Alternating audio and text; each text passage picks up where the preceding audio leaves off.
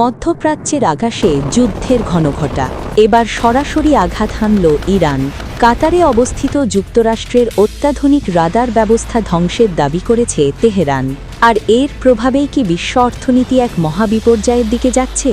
ইরানের বিপ্লবী গার্ড বাহিনী বা আইআরজিসির দাবি অনুযায়ী তাদের নিখুঁত ক্ষেপণাস্ত্র হামলায় উপসাগরীয় অঞ্চলে যুক্তরাষ্ট্রের সবচেয়ে গুরুত্বপূর্ণ আগাম সতর্কীকরণ রাডার AN/FPS-132 পুরোপুরি ধ্বংস হয়ে গেছে। কাতারের আল উদাইদ বিমানঘাটির প্রায় $1.1 বিলিয়ন মূল্যের এই রাডারটি ৫,০০০ কিলোমিটার পর্যন্ত নজরদারি করতে পারত। বিশেষজ্ঞরা বলছেন, এই দাবি সত্য হলে মধ্যপ্রাচ্যে মার্কিন ও মিত্র দেশগুলোর আকাশ প্রতিরক্ষা ব্যবস্থায় এক বিশাল ফাটল তৈরি হল। ওয়াশিংটনের উদ্বেগ ও গণপ্রস্থান। নিরাপত্তা ঝুঁকির কারণে মার্কিন পররাষ্ট্র দপ্তর এক জরুরি বার্তায় বাহরিন, কাতার, সৌদি আরব ও ইসরায়েল সহ মধ্যপ্রাচ্যের ১৫টি দেশ থেকে তাদের নাগরিকদের দ্রুত সরে যাওয়ার নির্দেশ দিয়েছে। কনসুলার বিষয়ক সহকারী পররাষ্ট্রমন্ত্রী মোরা নামদার জানিয়েছেন, পরিস্থিতি অত্যন্ত গুরুতর।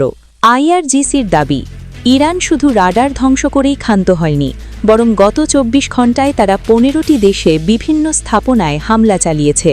তবে সবচেয়ে বড় আঘাতটি এসেছে অর্থনৈতিক পথে।